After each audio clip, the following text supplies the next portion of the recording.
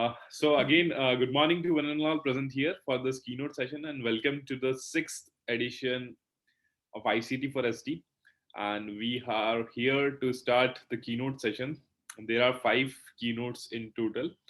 So just a reshuffling is there, and we will be starting the first keynote session with Mr. Anil Boos. And I think I will just wait for 2 more minutes so that few more participants can add on, because I know that this time we have done 2 parallel sessions, so some of them might be interested into the industry session, so they might have moved on into that. Because of time constraints, we and the morning slots, we have to do that.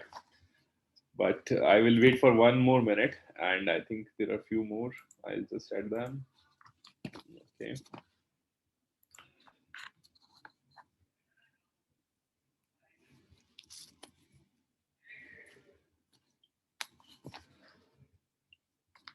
So these are short keynote sessions of 15 to 20 minutes, and we hope that the deliberations by the speakers, all 4 or 5, I think Mr. Bansal would be speaking, and then Mr. Dr. Tuba would be speaking, and Dr. Simon Fong will be speaking at the last of this event, and in between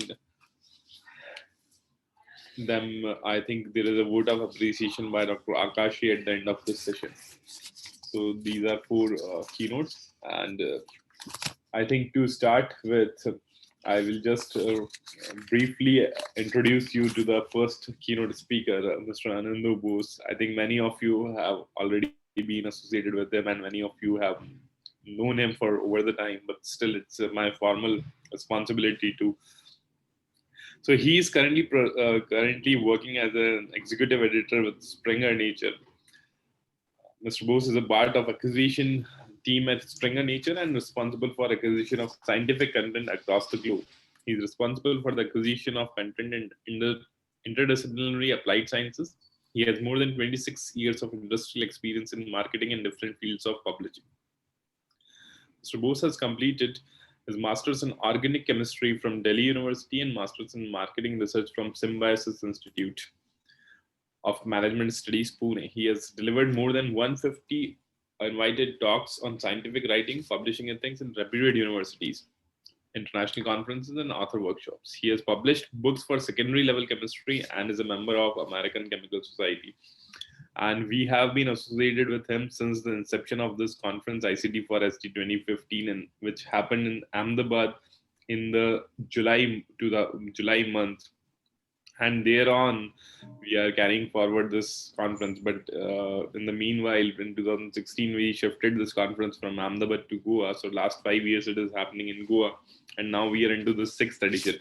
So I welcome you, Mr. Anil Boos, and over to you for your address. Thank you, Amit. Good morning, everyone. Again, it's a pleasure to be part of this particular conference, which started almost 6 years ago. This is the 6th edition.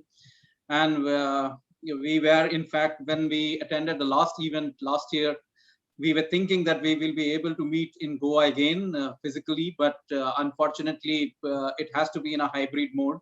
And all of us cannot travel to Goa. Some people have already are there, and I really, feel that they should enjoy Goa, whatever possible, because in these pandemic days, many things are restricted, and we are also not moving. And in fact, this working from home has become a normal trend, and I don't know what will be the new normal, because everybody is talking about there will be a new normal, but I don't think a human being has learned many aspects from past, which is because we go back to that same mode again the moment we get an opportunity.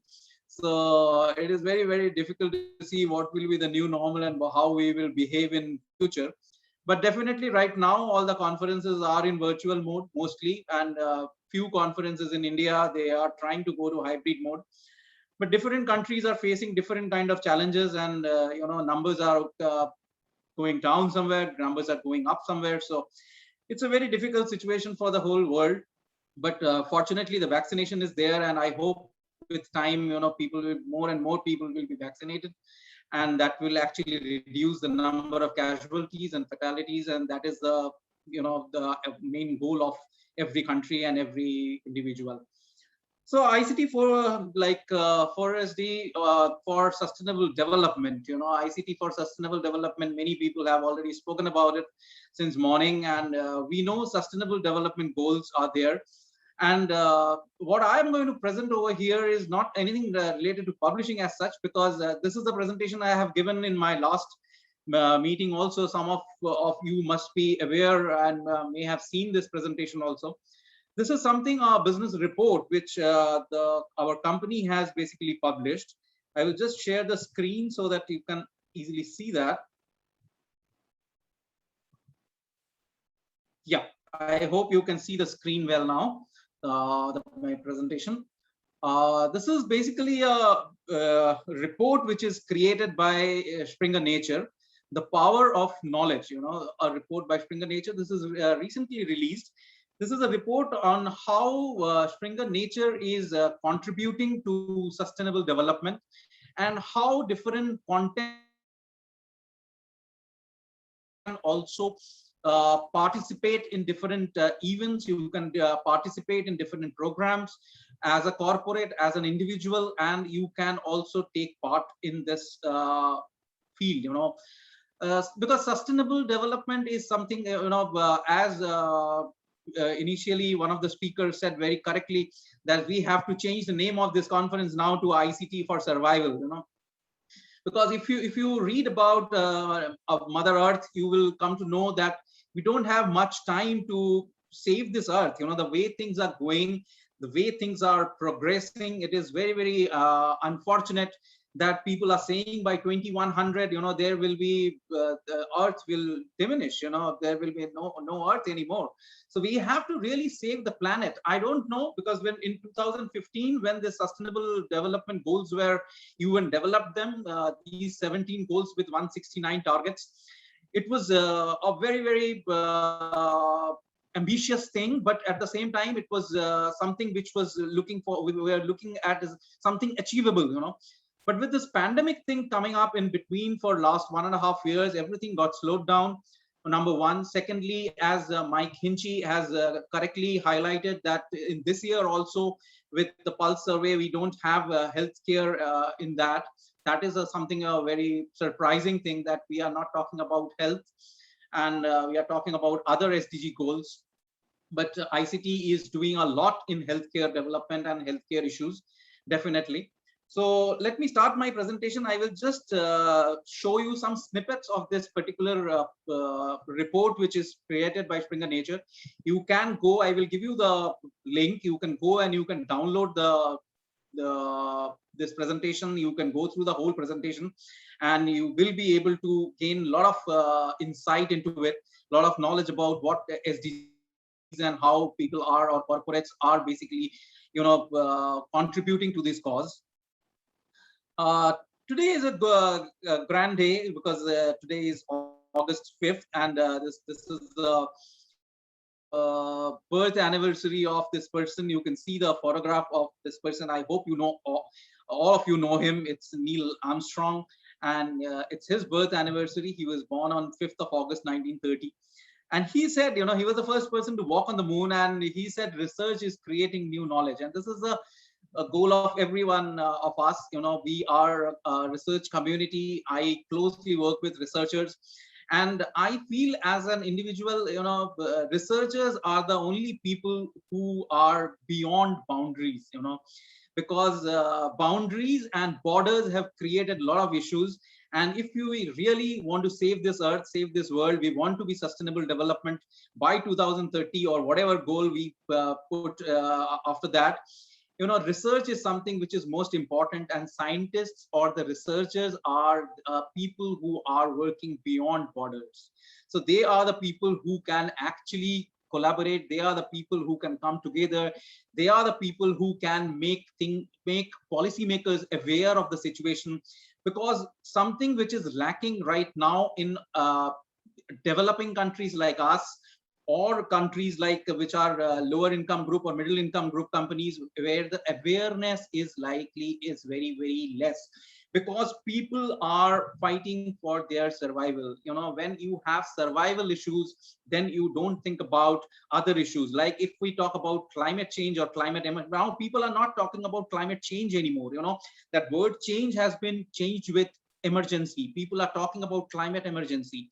So if you see in last 10 years, we have been, again and again, nature is telling us, giving us signals like cloudburst, like melting of glaciers, like, the kind of rains, incessant rains happening in Germany.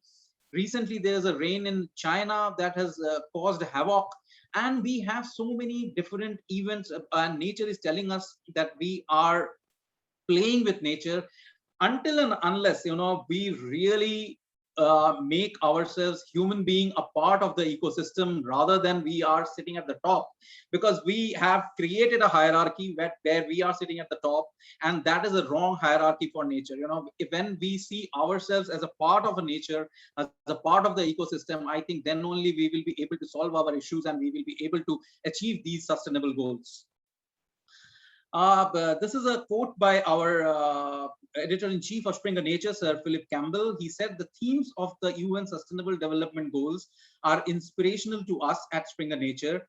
Across our publishing and services and across the disciplines, we are focusing on helping researchers make the world a better place for future generations." That means that we are trying to make more and more content available to people, available to researchers, which is open science. And if you are not aware much of open science, then you should go and read about it, because maximum countries are going for transformative different deals with publishers, with governments are playing a very major role, where science is becoming open, or the content is becoming open. Open science or open research is the most important thing, because we cannot afford to have a crisis of information. Information is something which needs to be available to everyone, and we have to go to grassroots level, we have to go to ground level, we have to reach each and everyone with our regional languages, so that people can understand, so that we can create the awareness. That is the most important thing, and that we see the whole world. That is why there are so many corporates are coming together and they are working together. This is the cover page of the presentation, or basically the report which we have published. This is a Sustainable Business Report 2020, The Power of Knowledge. This is about this report. A small snippet is telling you we have 10,000 plus employees we have, and we have peer reviewers. You can see the number of peer reviewers we have is something around 7.5 lakh. 50 plus countries we are operating from. Research submissions per year is like 1 million plus, which is 10 lakh. And a network of editors. We have network of editors with people who are editing our content. We are associated with are more than 90,000.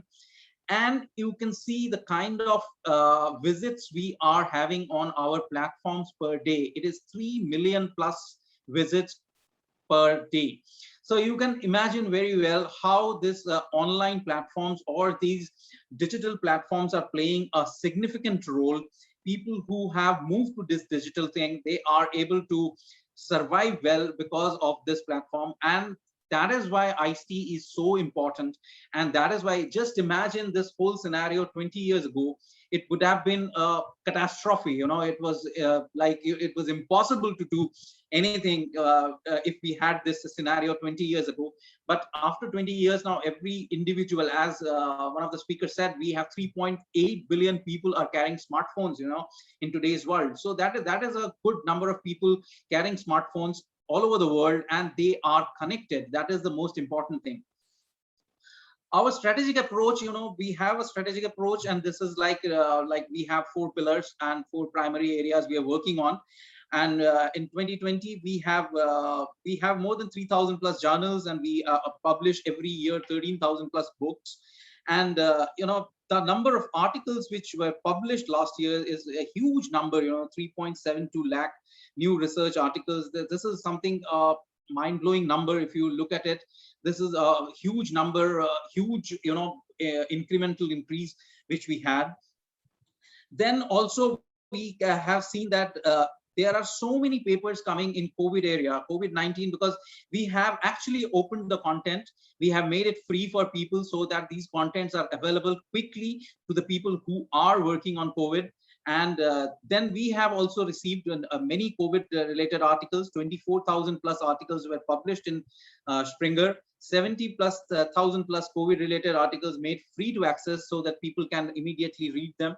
We started with something called In Review. If you are not aware of that, you can go and see. That is a preprint platform, basically.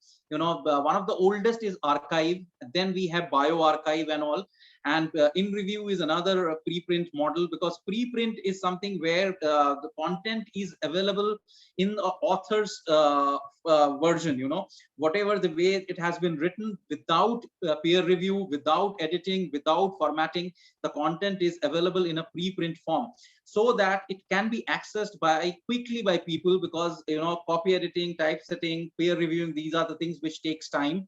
So the final version will come later. The final version, which we say is basically mostly it's a green open access right now, but we are looking at gold open access. Gold open access is something where the version of record is immediately available. But preprints are something which is very important, which we have felt in last 1.5 years. It has become very, very important, because the content is available quickly in author format. So we are accelerating solutions to urgent societal challenges also. In 2020, Springer Nature was the early signatory of UN SDG Publishers Compact. This is something which was started in 2020, and in last 5 or 6 years, when 2015 onwards, we have almost published 3 lakh articles and book chapters which are relevant to SDGs. And we have 750 million times they have been downloaded. So you can see very well that the content which are SDG related, they are published very quickly, and they are reaching people. That is the goal of all the publishers right now. All good publishers are trying hard so that these content can reach the people, so that people can work on it. Then we have, since 2015, as I said, these are different SDG, as Mike has already told you about these 17 SDG goals, and they have 169 different individual targets over there. We are focusing on, importantly, on 3 issues right now. First is 4th one, which is our quality education. Then SDG 13, which is climate action, and finally the SDG 17, which is partnerships for the goals.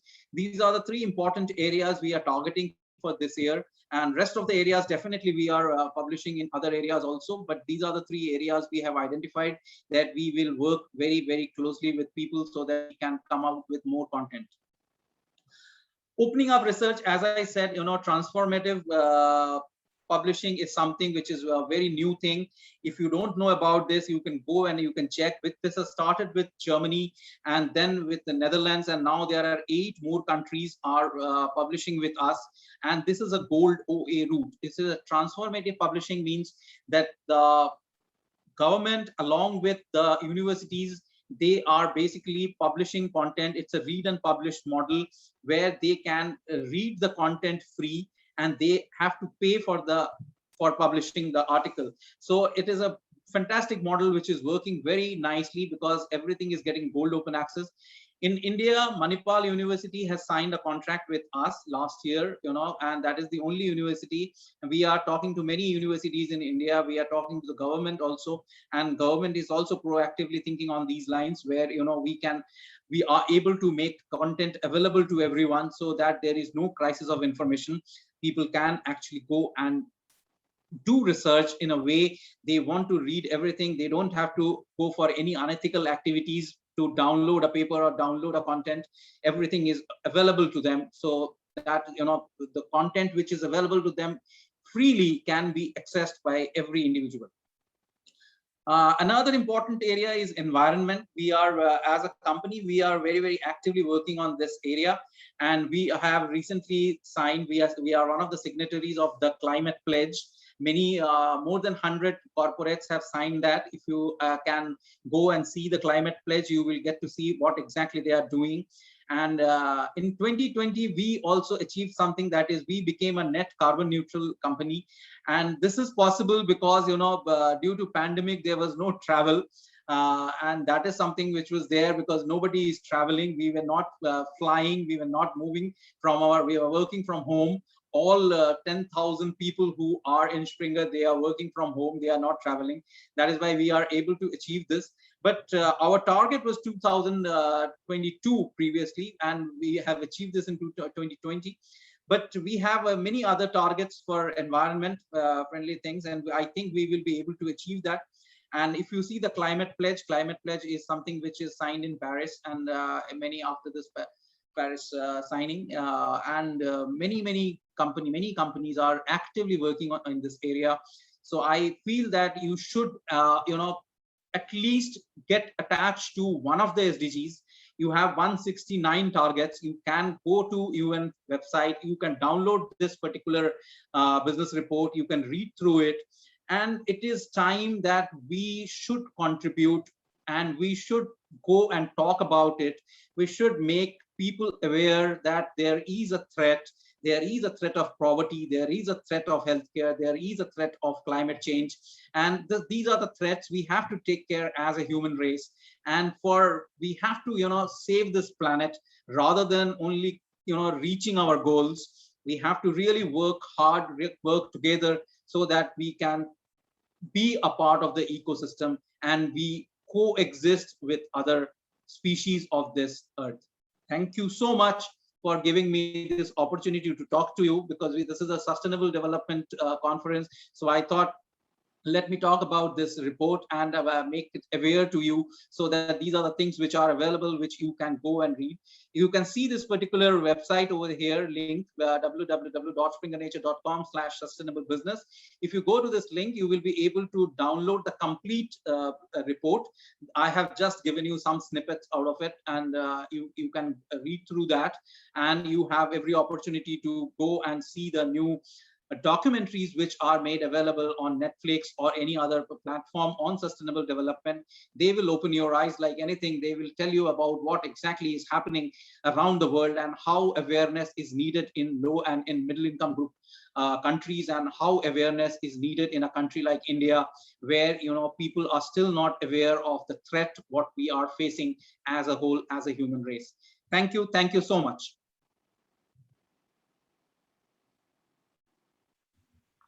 Thank you very much, Mr. Boos, and it was a real pleasure to hear from you. I am hearing you for a long time now, almost 6 years, and every time I hear you, there is something new. I think in the last conference also, this report was in limelight, and there were few people who were asking about that, where to download this report from. So I just checked it in my systems and then a Springer website, and then given them the link to download it. So there were a few people. No worries, anything, but it was a real pleasure to hear you again in this session. And I hope that the research which the authors have been doing with our conferences will definitely contribute to make this world a better place to live in, and specifically for the readers of that particular perspectives that will help to continue their research in different environments. Thank you very much for supporting us. And moving ahead with this keynote session, we have with us our next keynote speaker, Professor Melon Tuba, who will be speaking on this occasion. So Professor Tuba is a Vice Rector for International Relations.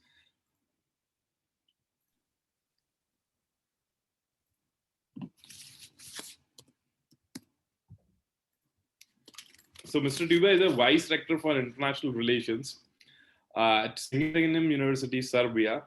He received his BS and MS in mathematics and MS, MPhil and PhD in computer science from University of Belgrade and New York University, respectively.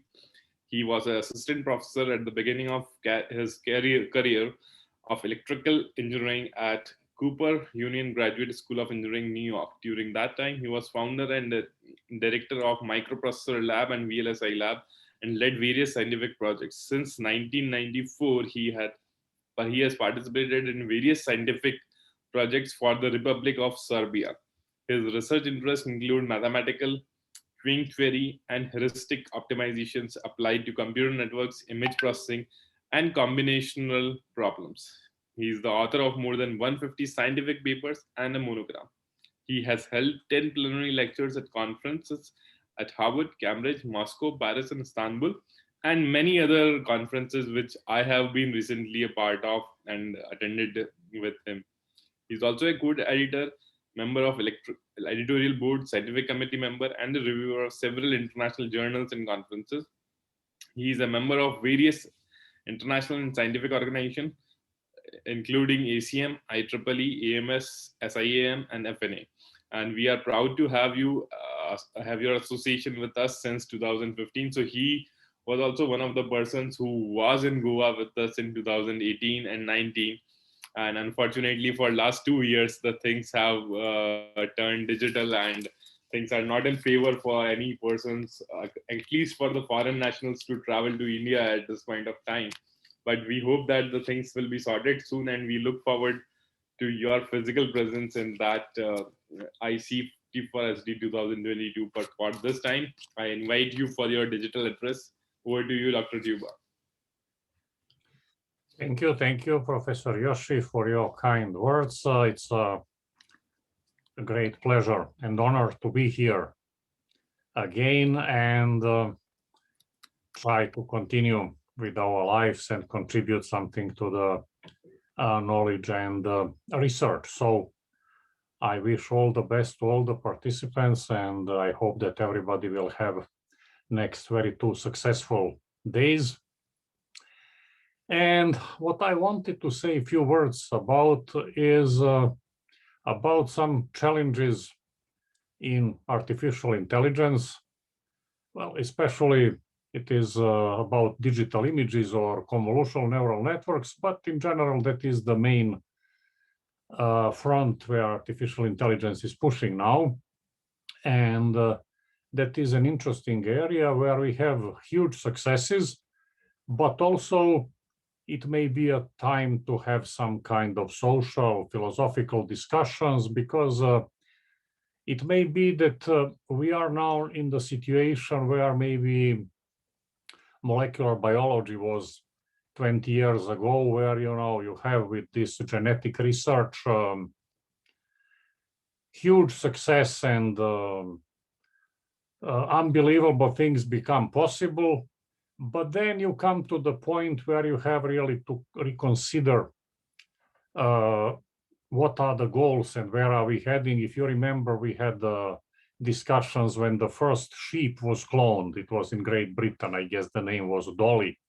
And of course, to make a clone of a living creature is a tremendous success. But then again, if you can clone a sheep, you can clone a human. Is that what we want? Then it's not a narrow research topic in biology. It becomes a philosophical and social question. So I believe that artificial intelligence is at the very similar point now.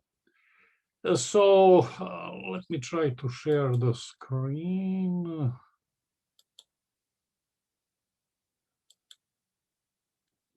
Yeah. I hope you can see the screen. Yes, Professor Tuba, we can see. And as I mentioned, research is a very interesting area, and all of us that selected that as a profession, I hope, are very satisfied and happy with our choice. It's an interesting life doing research, but research is usually progressing at different paces. Often it is linear. You have small steps, incremental contributions, and sometimes you have something very significant, revolutionary, where it really impacts the life of everybody. those small incremental changes are interesting for other researchers. We write papers, we improve things and so on. But then at those revolutionary moments, it really impacts the whole society. So, for example, in computer science, we remember certain points. Introduction of PC was a revolutionary step. Before that, computing was one thing. After that, the world changed and everybody having PC changed the world.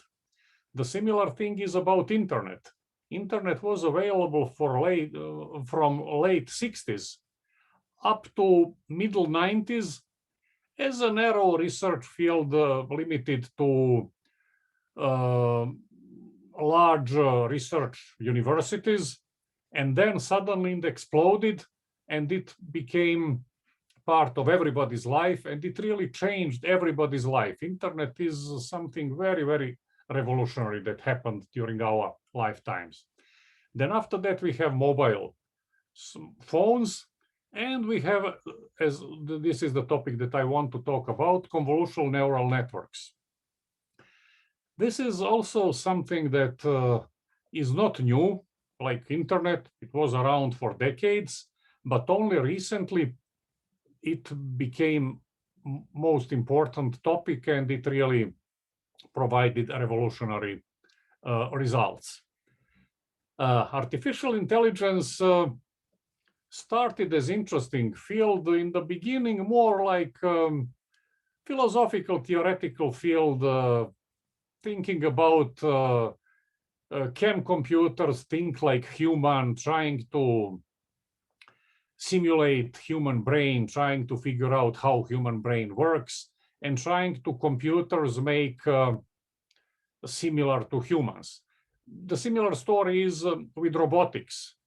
The first idea was that robots should be very similar to humans, have 2 legs, 2 arms, and then do the things as humans do, and so on. And we know what happened. Of course, there are very important applications of robotics, but we really don't have too many humanoid robots that are walking on 2 legs. We have robots in auto industry. They are practically assembling all the cars. Humans are not doing that anymore, but they don't look like humans. These are some kind of robotic arms that are doing very specific jobs, and they are designed for that job, not to be similar to humans. And the similar thing happened to artificial intelligence. We started to think more about solving problems rather than making computers similar to humans. So somewhere in between is the idea to make computer play chess.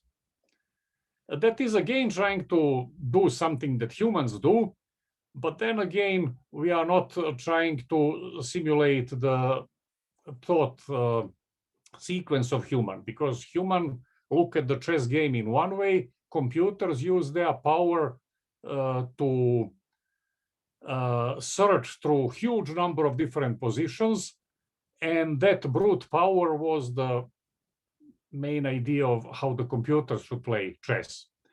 And then, of course, with different successes and not so great successes, somewhere in the 90s, finally, the program was made, which was able to beat the world champion in chess.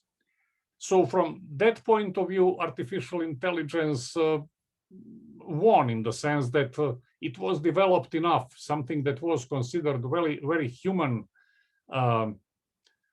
very human activity, like playing chess, was translated to the computer, and the computer was better. The way it was thinking was very different from human thinking, and that is an interesting, because there we had the first contact with that we can make computers do certain things. We can make computers do certain things better than humans, but it usually will be in a very different way. And that may cause certain problems.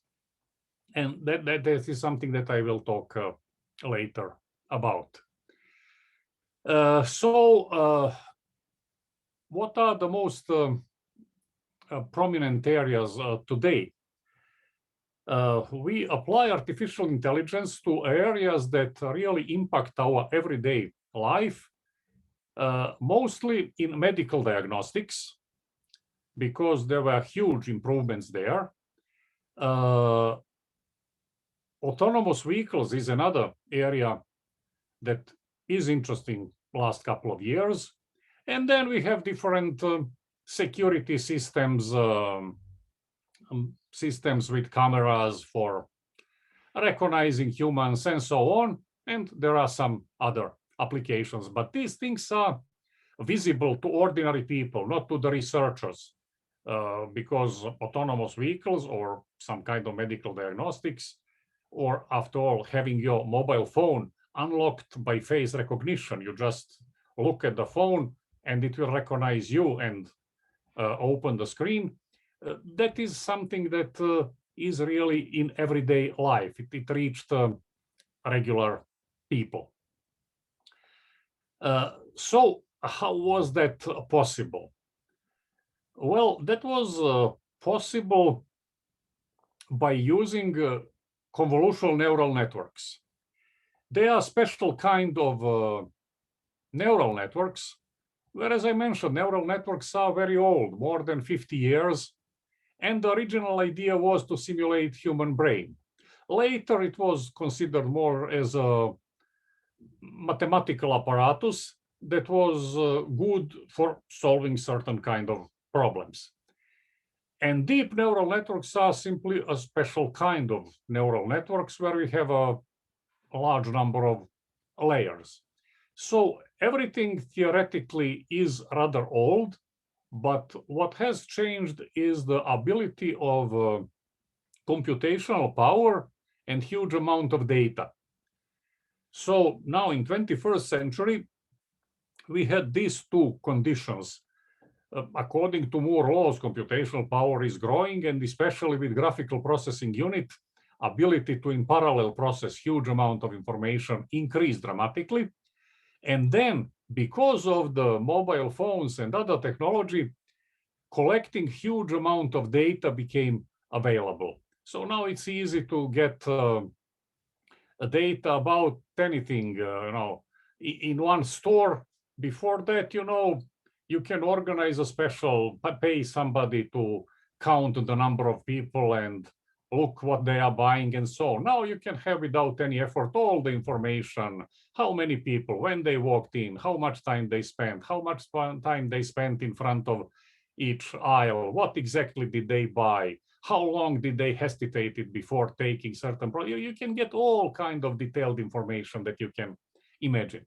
So that availability of a large amount of data and huge computational capability is something that made the convolutional neural network that facilitated the new uses of convolutional neural networks.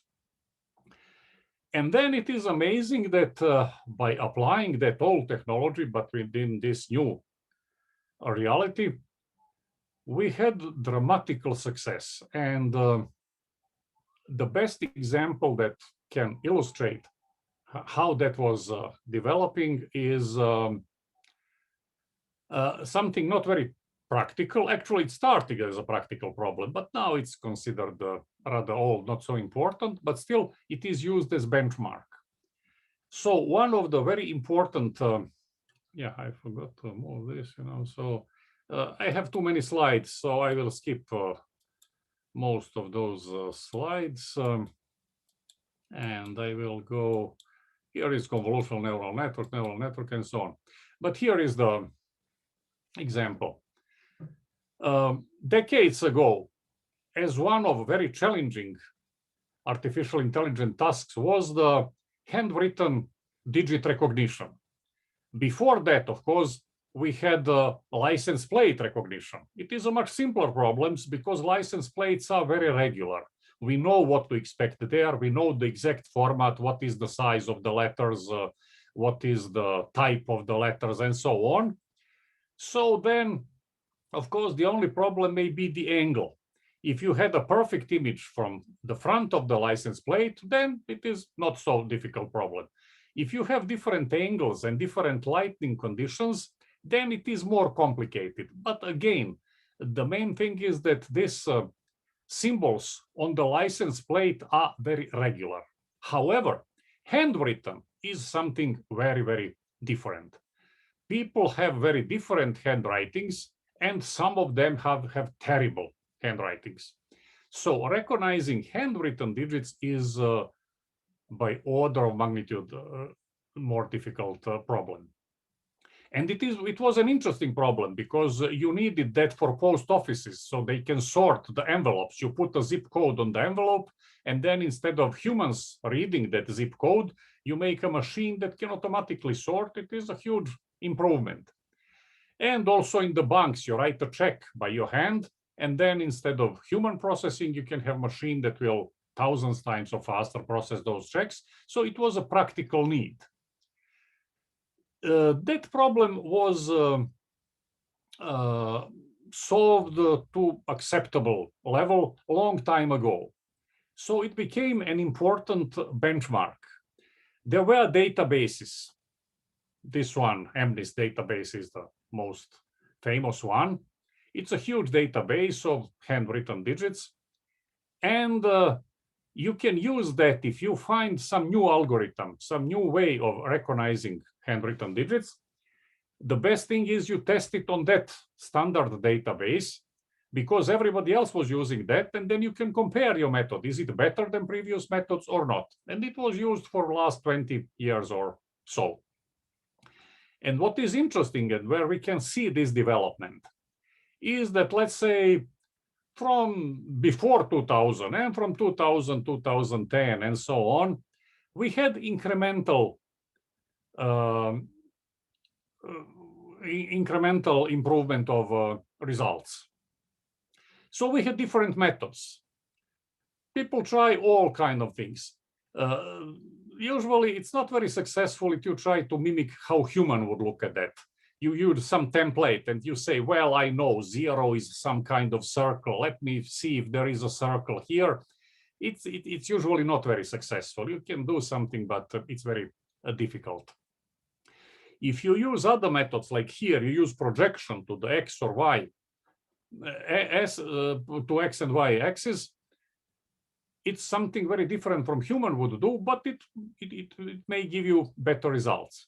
And then you may invent something like support vector machine, which is a completely different method, more successful than previous methods, and so on. So we were improving the success of classification, where you had to be a researcher and to put some effort and to make something that will make 95%. And then if you experience that area, if that is a top research, you go and improve it to 97, 98, 98.3, 98.7, and so on. So for decades, we were going by fraction of percent towards maybe 99%. And then with convolutional neural network, we suddenly jumped to almost 100%, 99.9 something. And not only that, but for that, you don't need to spend months of high quality research. Today, any student in introductory class of artificial intelligence using available tools, as a first lecture about this topic, in class, professor and students will make an application in a couple of lines that will have recognition success much more than 99%. So what was top research 10 years ago, and where top scientists were struggling to improve by 0.1%, going around 99%, now any undergraduate student can do it in half an hour and get more than 99%. So that shows that it is really revolutionary. And it allows then applications, because the problem here, of course, is classification.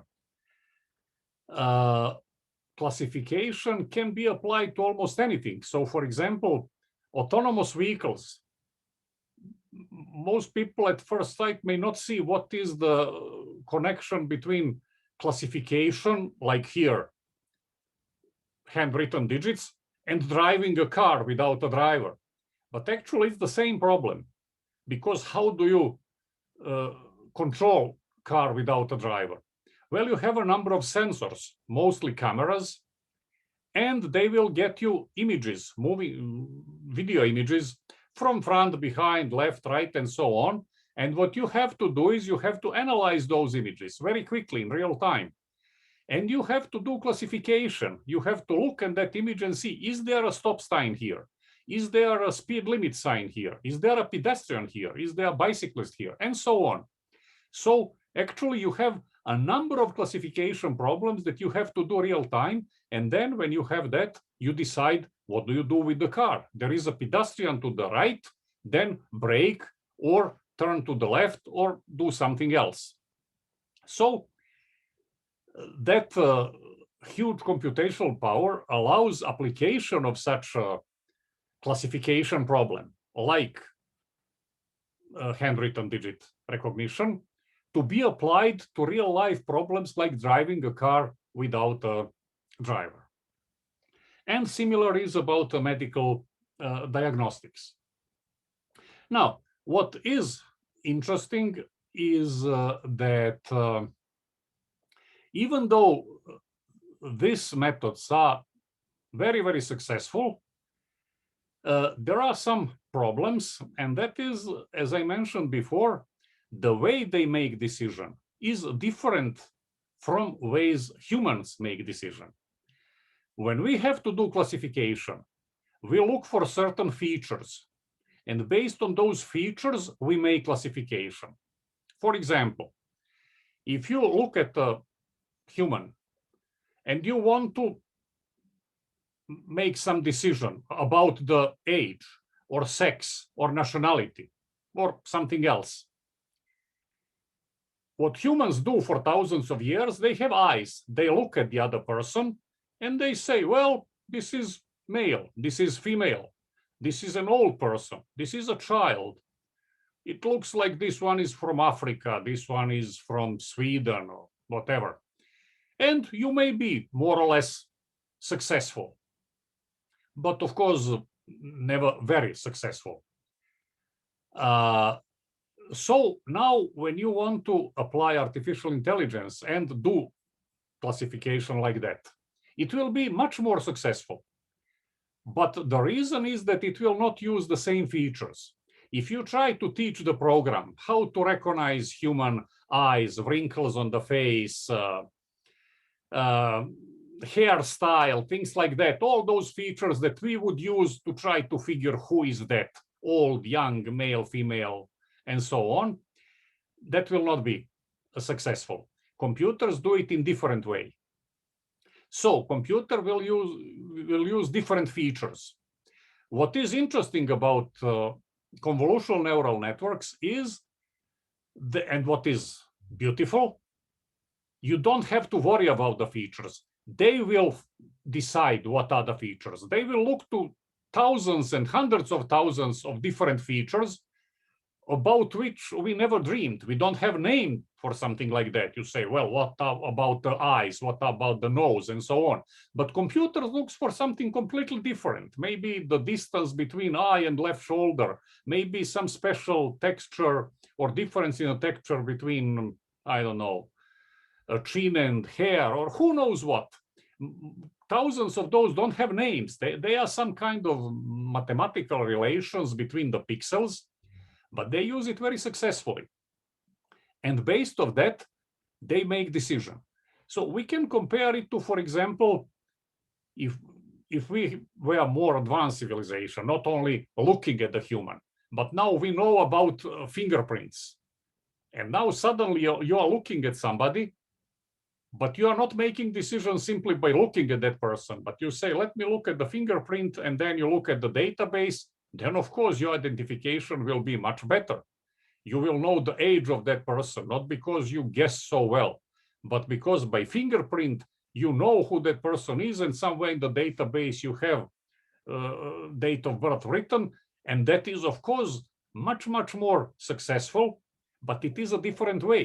So if you are doing it in front of some civilization that don't have those tools, they will be surprised. You will look like some kind of magician. And that is the situation where we are now. We have tools that are very successful in medical diagnostics, in autonomous vehicles, and all other areas. We have artificial intelligence systems that are hugely successful, but we don't know how they work. And that may be dangerous because sometimes they make errors, and then we don't know why they made those errors, how they were thinking, what went wrong, and so on. And in areas where human lives are involved, like medicine or traffic. இங்க பாரு தெரியாம இது பண்ணிட்டேன் நீ உன் microphone மியூட்ங்கிறது நான் எப்படி அவர் speech அவர் பேச்சு கேட்கறது ஆள் தெரியல நான் பேசுறேன் Voices from some other channel. So this is something that we have to think about today. So these areas are very fruitful for young researchers. That is a very good area. It's a huge area, uninvestigated. Wherever you go, you will find an interesting problem, and very likely you will be successful because it was not done by thousands of researchers before. So at fresh area, you can easily make improvement.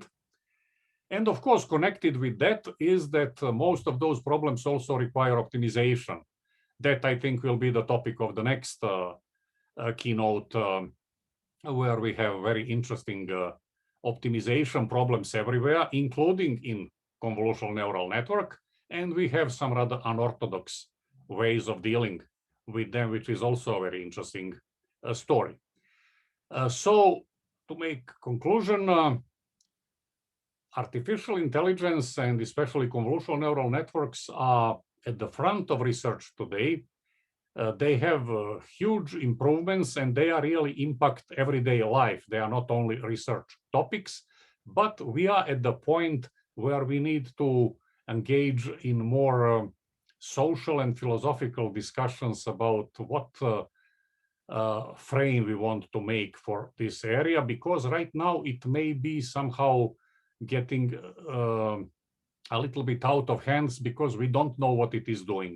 We can make it stronger and stronger and stronger. It's doing something, but we don't know how it's doing. And maybe we want to regain some control about that. So thank you very much.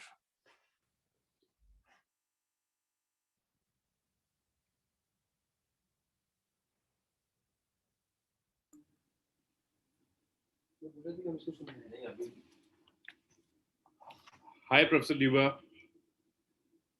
Thank you. Thank you very much for your presentation. Kind presentation. I think you are done with your keynote. Yes. Okay. Thank you. Thank you very much. And it was a really pleasure to listen to you and your association for over the time. I appreciate your efforts because I think again it is a slight early morning around 8 or 8:30, and you are here since 6 in the morning. So again, thank you for your gesture to be a part of this event, and we look forward to see you at Goa and ICT4SD 2022 in the 7th edition, hopefully. Fingers crossed. Yes. So moving ahead to our next keynote speaker, we have with us Dr. Jagdish Bansal, who is Associate Professor at South Asian University, New Delhi, India. He is a visiting faculty of Maths and Computer Science at Liverpool Hope University as well. He has obtained his PhD in mathematics from IIT Roorkee. Before joining the South Asian University, he has worked as an assistant professor at ABV, Indian Institute of Information Technology and Management, Gwalior, and BITS Pilani. His primary area of interest is swan intelligence and nature-inspired optimization techniques. Recently, he proposed a fusion social structure-based optimization algorithm, spider monkey optimization, which is being applied to various problems from the engineering domain. He has published more than 100 research papers in various international and national journals and conferences. He has worked with Indian Air Force on various research projects. He is the editor-in-chief of journal Methods X, published by Elsevier. He is the series editor of the book series Algorithms for Intelligent Systems, AIS, with Springer. He is editor-in-chief of International Journal of Swarm Intelligence, IJSI, published by Endoscience. He is also an associate editor of IEEE Access, published by IEEE, and Array, published by Elsevier. He is the General Secretary of Soft Computing Research Societies, SCRS. He has also been associated in organizing many of the conference events and associated events through his Soft Computing Research Society, and I'm really glad to be associated with him for now over a time. I still remember the first meeting we had in Mauritius and still cannot forget that particular time. But with a warm heart, I really welcome you to this keynote session. Over to you, Dr. Bansal. Thank you, Mr. Amit. Thank you so much. And it's really a pleasure always to attend the conferences organized by your foundation and your organization. It's such a straightforward and simple, very standard conferences that you always organize. And particularly this series of conference, I really appreciate on sustainable development, where everybody is looking for sustainable development. So this very timely conference. I will speak here. I know the time is short, so I'll come directly to the point and let me share my screen. I hope it is visible. Is it okay? I think not yet, sir. You have to again close it and again relaunch it. Okay.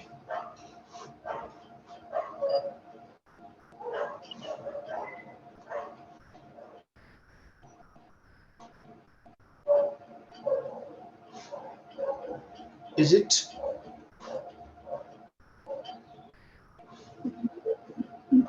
Can you please double click to enter full screen mode? I'm not able to actually see it, but I don't know why it is. I have already made you a co-host so that it will be easy for you to share the screen. I think I'm already a co-host. Yes. Is it now?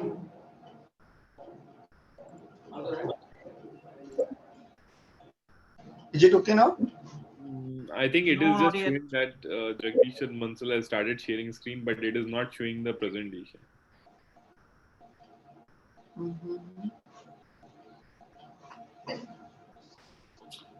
Actually, here it is showing that you are sharing the screen.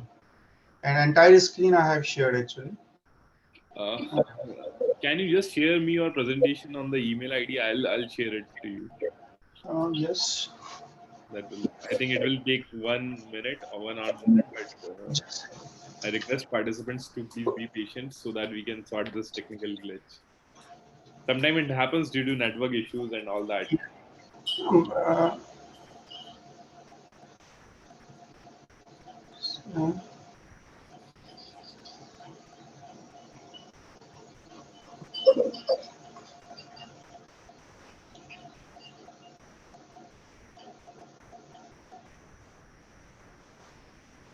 I've sent it to your email.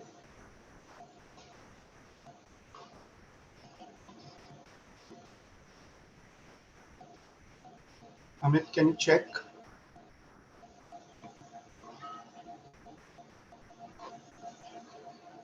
As such, it didn't happen. Okay, what I will do, I will share exactly one window. So let's see what happens. Is it visible now? I have shared this window. Yes, we can see it It right is. now. It is. We can see it. We can see it now. Oh, okay, okay. Actually, there may be some issue with the entire screen. So, okay, I've shared this. No worries. Please go ahead, sir. Okay, so the nature-inspired algorithms are actually the again related to the sustainable development. So, not only the great research have been developed have been inspired by the nature, but the computer algorithms are also these days being inspired by the nature, and this is very famous subject these days because of the computational efficiency that we have. Professor Tuba just explained about the artificial neural network, which is actually the simulation of the how the human brain works. So I'm going to talk in the same direction. Basically, the broadly the algorithms can be classified in two parts: the derived algorithms and the inspired algorithms. The derived algorithms, which we usually study in the undergraduate level or the postgraduate level, which has some mathematical background, which has some mathematical proof, which we can verify every time. But there are certain other class of algorithms is also available, which is widely applicable, which are meta heuristics, which can be applied to the problems where the derived algorithms cannot be applied. So these are algorithms are inspired algorithms. So why I call them the inspired algorithms? Because the working of these algorithms are directly inspired from some natural phenomena. There is no mathematical equation or there is no mathematical proof I can do for these algorithms, and therefore I say that these are the nature inspired algorithms. Basically, the nature inspired algorithms are classified into three parts, but nowadays, very recently in last 3-4 years, I see that many other kind of natural phenomena are also be inspiring the algorithm development. So at this moment, I'm just concentrating on these three parts, but some recent additions are there. For example, the physics based algorithms are also recently came into existence. Broadly, the swarm intelligence is the one part, evolutionary computation, and artificial neural networks. So these are the basically three type of broad classification of nature-inspired algorithms.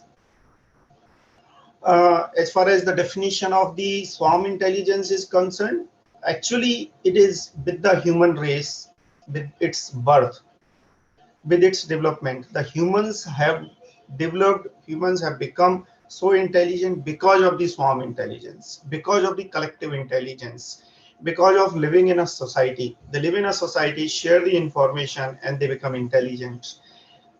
Of course, even during this pandemic, I am at my home from last 1.5 years. You people may be at home, and of course, occasionally we are traveling, but not interacting frequently face to face. Still we are surviving, still we are developing, still our research is going on. In fact, research has been increased during this pandemic time because of the collective intelligence, because we are sharing the knowledge. Whatever I know, I'm sharing through these online platforms, and whatever I want to learn, I am attending other conferences, other talks, and learning the new things. So this is the way how the swarm intelligence works, that learn from others, teach to others. So it is actually the peer-to-peer learning, P2P learning, simple. And this P2P learning is actually supported by the guided random search. Actually, all these are the guided random search, intelligent random search. All the algorithms are actually the intelligent random search.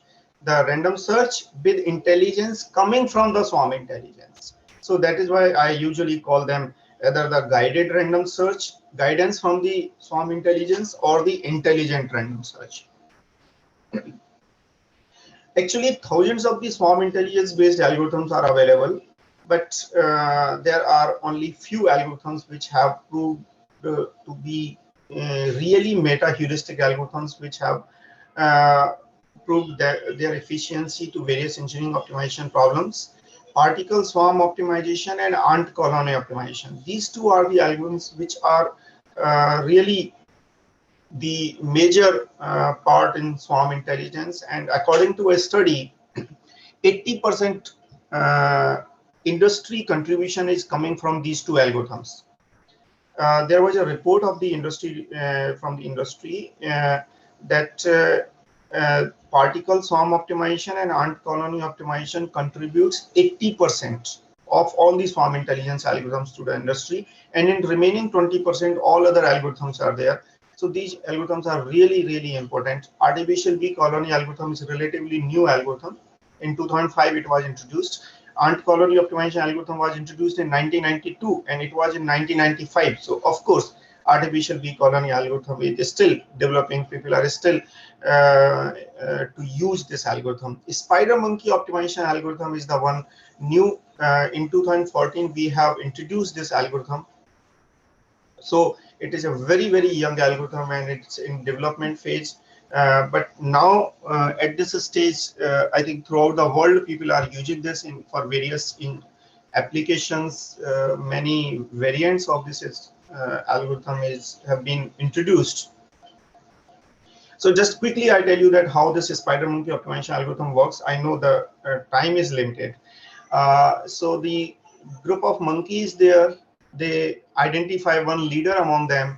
They start food search, and whenever they find that there is a scarcity of food in that particular area, they divide themselves into smaller groups, and these smaller groups will again have the local leaders, and then these smaller groups will again search in different directions, and they will keep on dividing themselves. This is called the fission.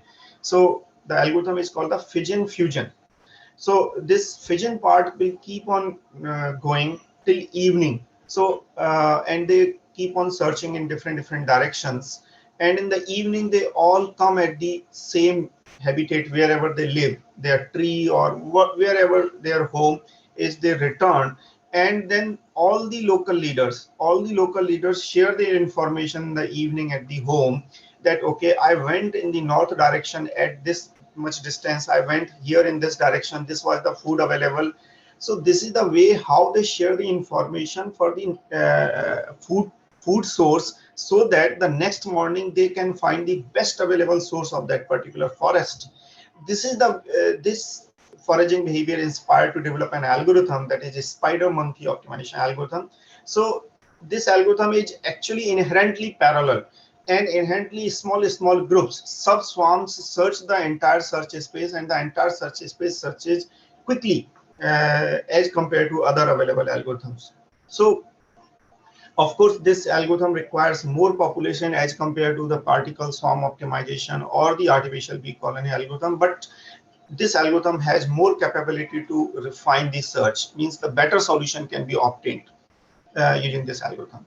Particle swarm optimization is, I already told you, that one of the top algorithm in this category, inspired by the birds flocking or the fish schooling, how the birds flock moves in a single group. So the answer is very simple, just follow the neighbor. They follow the neighbor. Every bird is following the neighbor, and whenever there is a problem, they just change slightly, so that overall the group changes according to the best possible direction. This algorithm is really very important. Thousands of the research papers have been published on this algorithm, and the very successful applications have been created. I am using this algorithm for the drone swarm. I'm working with the Indian Air Force for drone swarms, and this algorithm is really very successful for the drone swarm also. Artificial bee colony algorithm is inspired by the foraging behavior of honeybees, how the honeybees find their food source. So the rule is very simple. It is the stigmergy. They follow the same principle. Actually, in fact, artificial bee colony and the ant colony optimization both follow the rule which we follow while we do the online shopping. On the Amazon, usually what we do, that there is a one product. Suppose I want to buy something, product A, and it has 2 ratings with 5 star. Right, 2 people have given the 5-star rating, and there is another product, another seller or something, another brand, which has suppose 10,000 ratings with 3.5 ratings, and 10,000 ratings are there.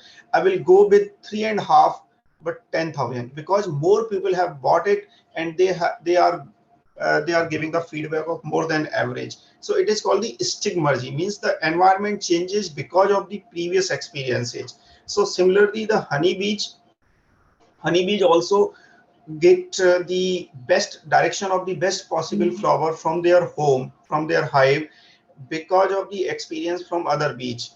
Other bees collect the nectar, they return to the hive, they give the information through dances, that is called the waggle dance. They give the information through this waggle dance, and accordingly these bees goes to the flower. So this is the way how the bees find the best possible flower. So the algorithm finds the best possible solution.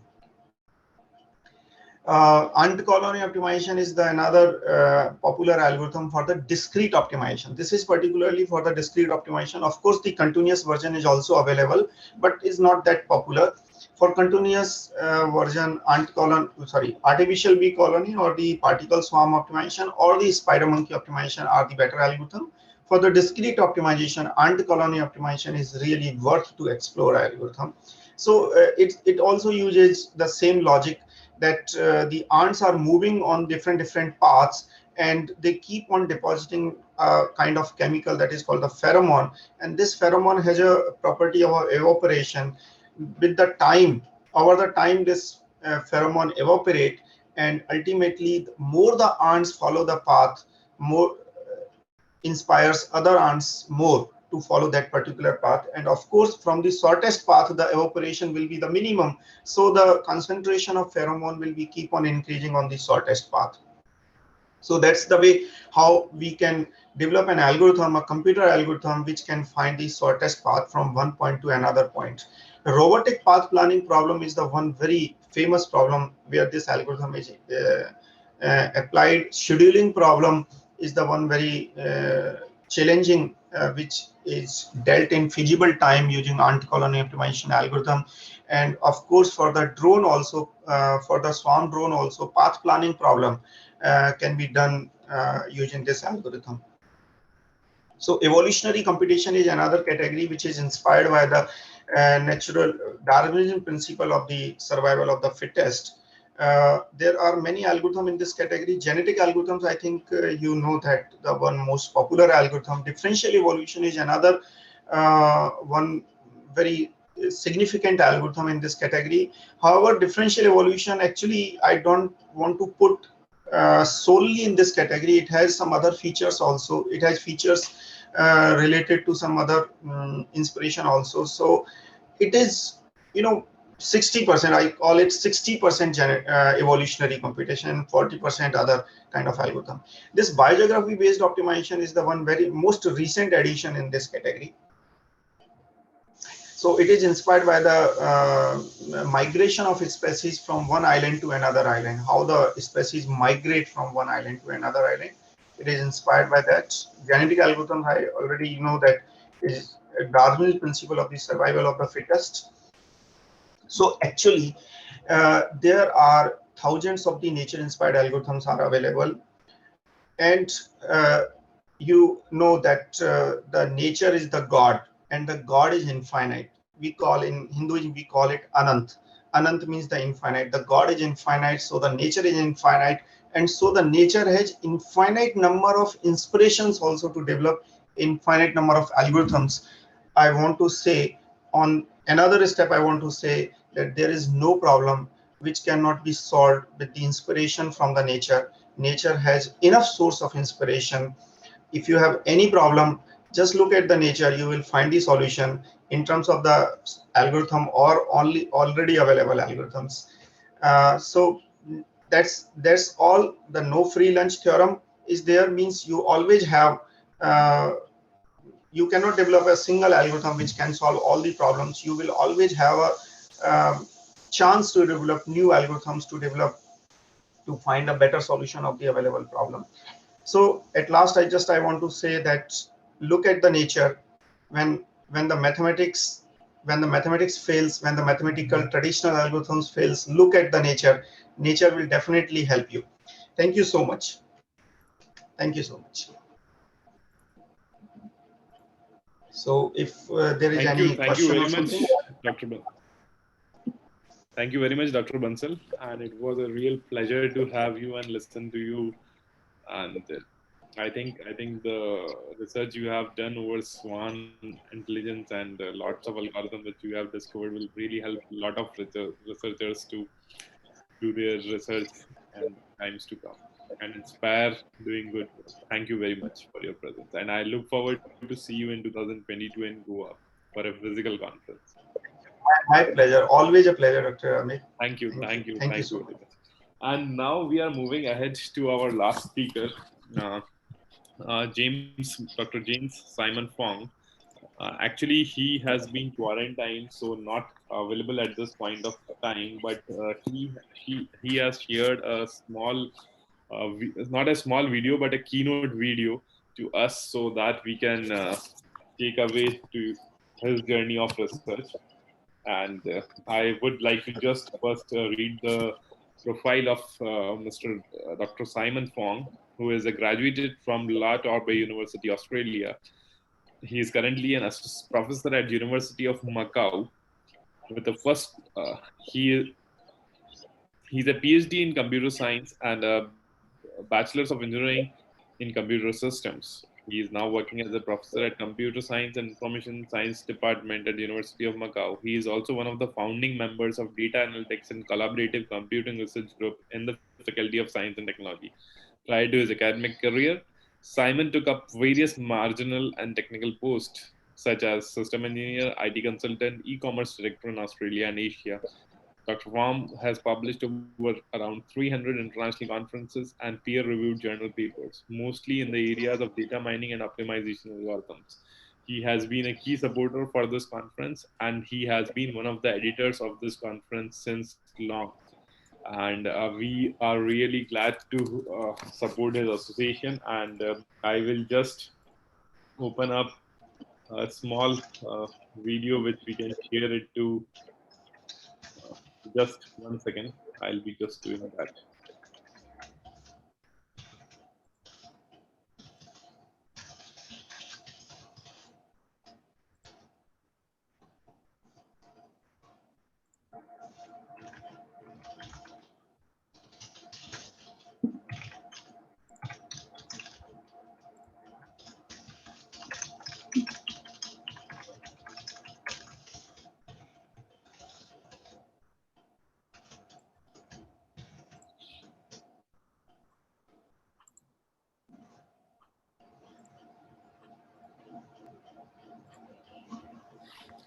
Hi, I'm Simon Fong from the University of Macau, which is at the virtual background here. I'm going to do a demonstrations of machine learning by optimizing the parameters of a neural. Just a second. I think it is audible to everyone. Yes, yes, it is audible.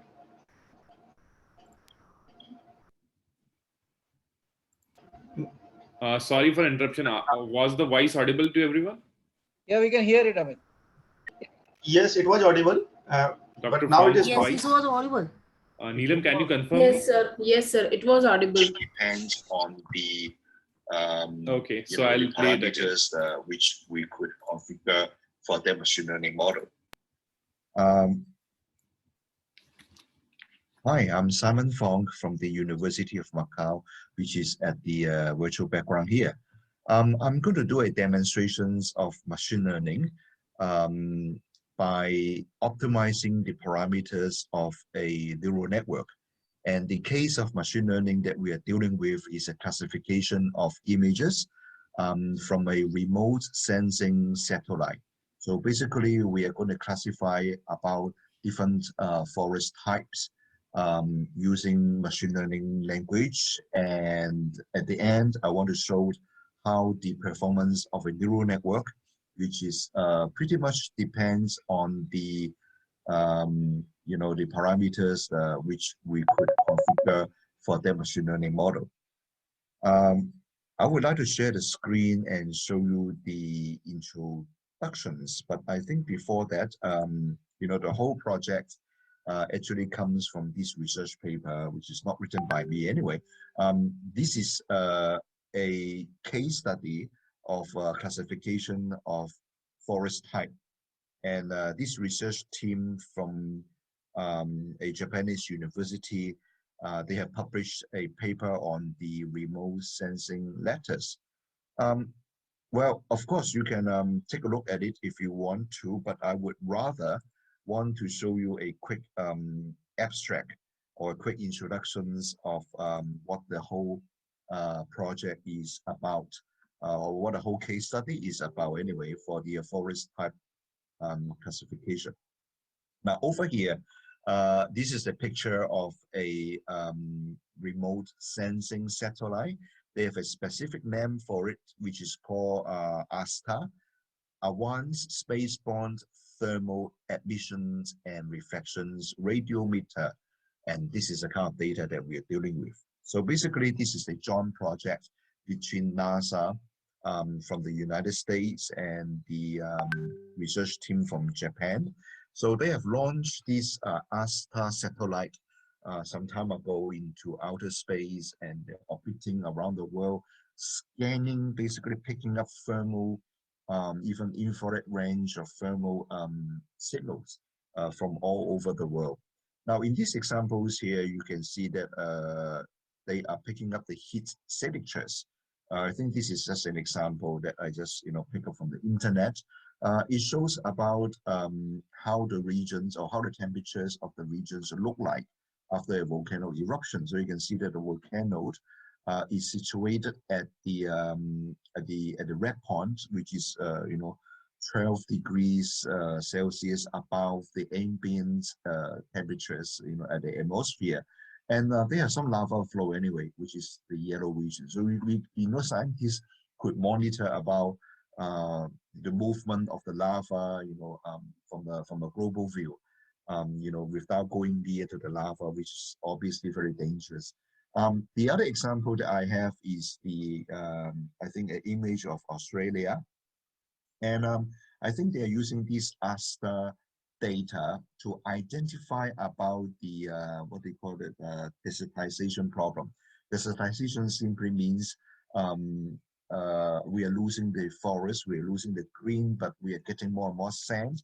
And the heat actually reflect more from the sand than from from forests or from other surfaces. So by looking at the heat signatures, we could possibly be able to track and trace where are the sandy regions. So I want to show you something quite interesting. Let me just go back to the share screen one more time.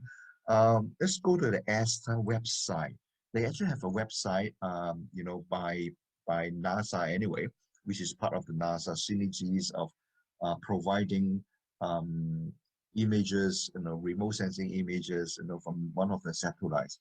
So in this case, we have a world map, as you can see. Let me just have a full view, which is quite amazing. Anyway, let me see where are the enlarge buttons. We zoom in here.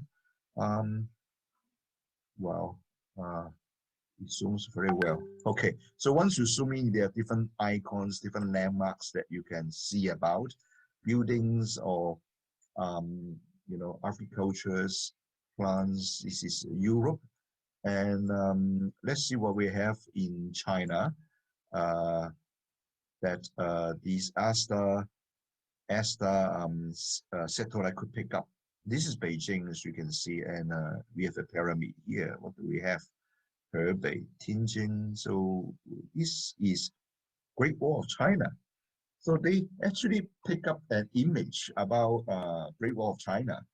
Let me just zoom it out. When I click on it. Anyway, this is the Great Wall of China, as you can see here, because I think the bricks, the structure of the Great Wall, the way they reflect the radiations will be different from the, from the land, from the sand, and so on. So clearly, we can see a structure over here, in Great Wall of China. Let's see if I can show you another interesting examples by getting back my browser. All right, here we are. Let's have a full view. The other one is, this is Whopper, I think it's near Shandong, Yellow River Delta, China. Okay, so this is actually the image, a thermal image, from the upper space.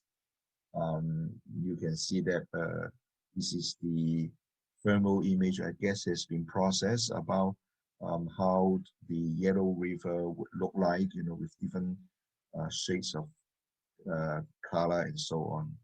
All right, so I just demonstrate to you about how these kind of pictures would look like. And nevertheless, let's go back to our data mining case study.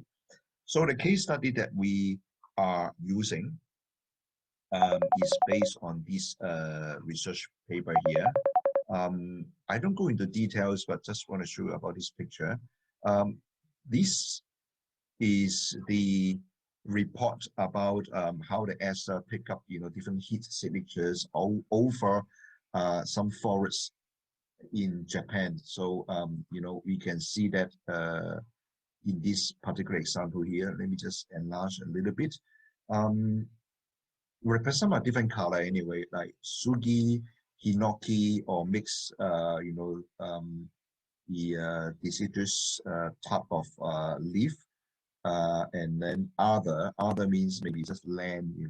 One could basically monitor about the development or maybe the growth of different type of trees or forests, in a large area, instead of going there to count each type of tree. So, like for example, when you get more red here, that means you're getting more of these mixed broadleaf kind of trees.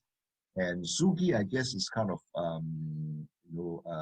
slightly more precious kind of species. I will show you pictures later anyway, but you can see the different type of color would represent different type of forests. Okay, we want to build a machine learning model to automatically classify which is which, given the key signatures of the data, which we will go into it. Now, before that, I show you how this how it look like anyway. So this is it anyway. I just conveniently taken from the research paper. You can see that at different point of times, the forest will look different because it's due to maybe the withering of the trees and the blossom of the leaf, and different season you may have different patterns, different different informations that you can capture from these ASTA satellite data. All right, so I think they just have a case study which is marked by the black border here. In the Ibaraki prefectures in Japan, so they have done the case studies, of different type of. In fact, it's a mix. It's frozen.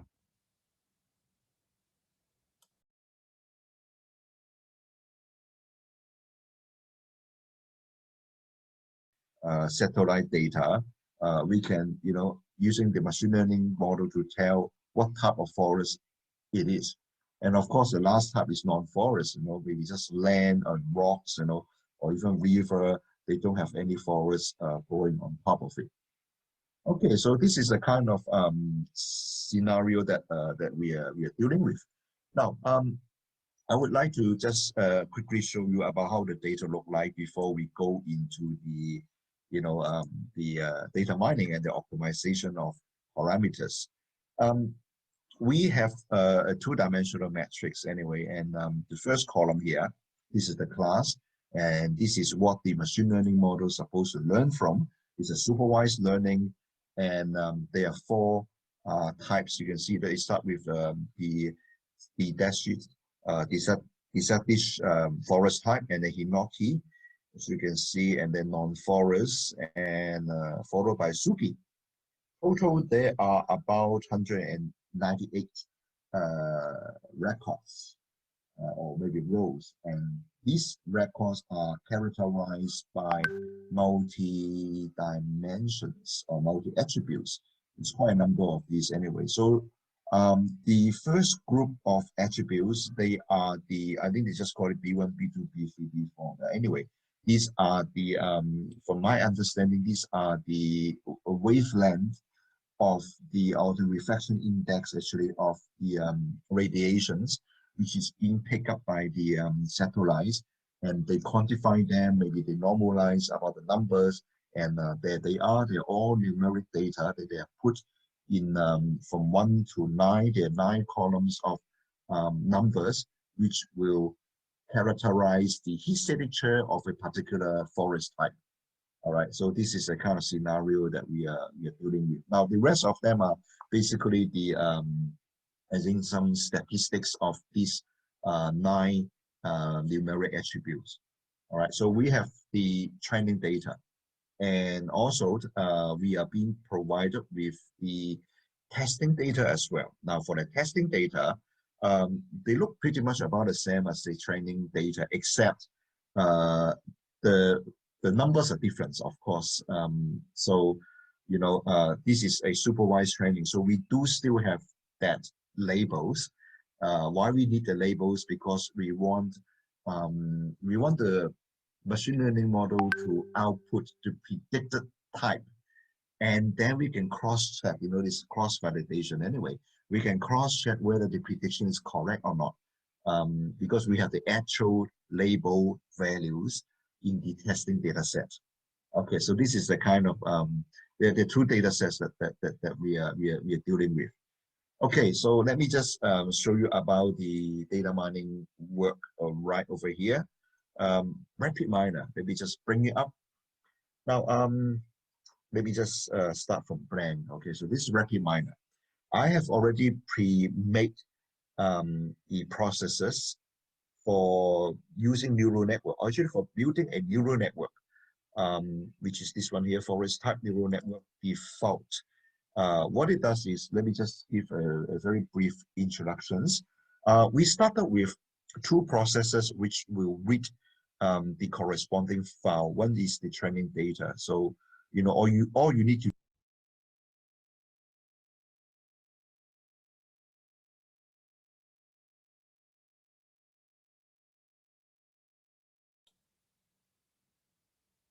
No sound. I'm sorry, this is such a technical error. Just a minute.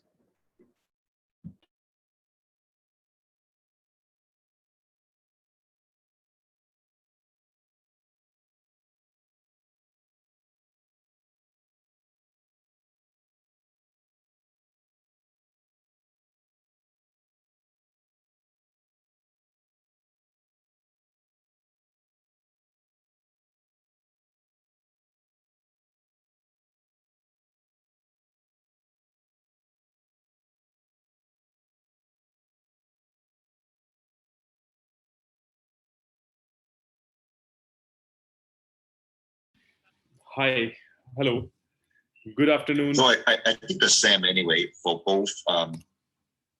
Good afternoon. Actually, are you able to hear me back? Where they go Yes, sir. Yes. training Okay. data, of course. I think after there are we have some set the technical role, glitches in the training data, network for there will this be current free- presentation, but we apologize for that. But actually, again, the network connectivity is not so, because the video resolution is so high that it is taking a lot of power. So what we will do is we will share this complete video to all the participants through our email link, and we will just ask everyone to just go through that video, so that and just convey our greetings to Dr. Simon Fong, who has contributed in spite. Yesterday he was available for this hosting, but unfortunately he went back to Macau and he was quarantined, getting some COVID from I don't know where. So we also pray for his early recovery from COVID. And I appreciate the gesture of everyone in this meeting who is present. I think Dr. Sham Akashe has not been able to join currently. So on his behalf only, I will convey my thanks to all the keynote speakers who are here, Mr. Anil Boos, Dr. Melon Tuba, Dr. Jagdish Bansal, and Dr. Simon Fong. Thank you very much for your gracious, valuable spared time for us, for this conference, for the participants. And we assure you that the quality of research we as organization are making collaboratively happen will continue in the times to come. And as the event is growing again in the times of future, definitely things will grow more in terms of research participation. I will not focus on the number of research submissions going on into our organization, but definitely out of those things, best we will definitely try to incorporate in our conferences in near future. It is not about numbers, but it is about always quality. That if we have more number of quality papers, we will definitely try to accommodate that. I think just Dr. Akashi has joined, and I will ask him to just convey a vote of thanks. So, Dr. Akashi, please. Sir, very good afternoon, sir. This side, Dr. Shyam Akashe from ITM University, Gwalior. Now, today we are organizing from this ICT4SD International Conference. This conference is international based. I, being a committee members, I especially give thanks to everyone, and this is the opportunity to extend the thanks to all respected keynote speakers, all respected faculty members, delegates, those who are available in the online 6th International Conference on ICT for Sustainable Development on 5th August 2020. We are highly obliged and thankful. I'm sorry, I may not available due to my busy schedule, but there is a Dr. Simon Fong, Associate Professor, University of Moscow, for sparing their time and share their incomparable knowledge and words of wisdom, as mentioned in the talk. My very good friend, Dr. Anil Boos, Senior Publishing Editor, Springer Nature, Germany, for spending their valuable time and share their incomparable knowledge and words of wisdom. I also thanks our very good friend, Dr. Jagdish Chandra Bansal, sir, is Associate Professor from South Asia University, New Delhi. Is given or sparing their valuable time and share their incomparable knowledge and words of wisdom with us. We are also thankful to Melon Tuba, sir, Vector Reactor for International Relations, Sweden University, Arabia, sparing their valuable time and share their incomparable knowledge and words of wisdom for the particular topics. I also thanks for the Director Nakul Prakash Lakheji, Amit Joshi ji, Organizing Secretary ICT4SD, Bharat Patel ji, Mihir ji, and Professor Dr. Nilanjan Desar. I also thanks to all respected members of the organizing committee and also to be appreciated to deserve a huge effort for making this conference a success. Finally, I thankful to all media person, their students and the faculty member, those who are participants in this international conference from ICT4SD. My best wishes for the success of this conference. Thank you very much. Thank you all. Over to Joshi sir.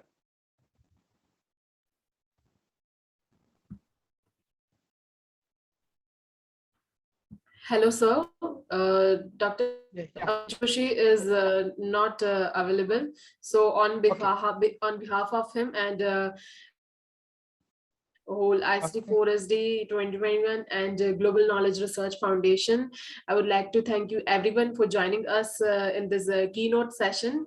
And let we have a quick snapshot for virtual conference. So I request you all to turn on the camera. So please. I can have a quick snapshot. Please.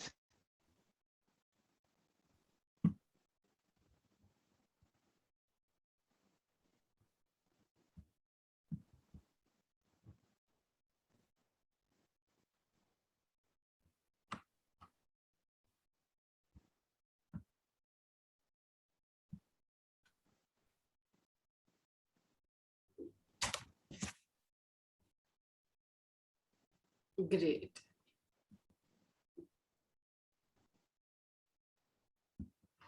So, okay. Thank you so much, everyone. Thank you. Have a good day. Have a good day to you too, sir. Okay, thank you. Thank you very much. Yes. Thank you.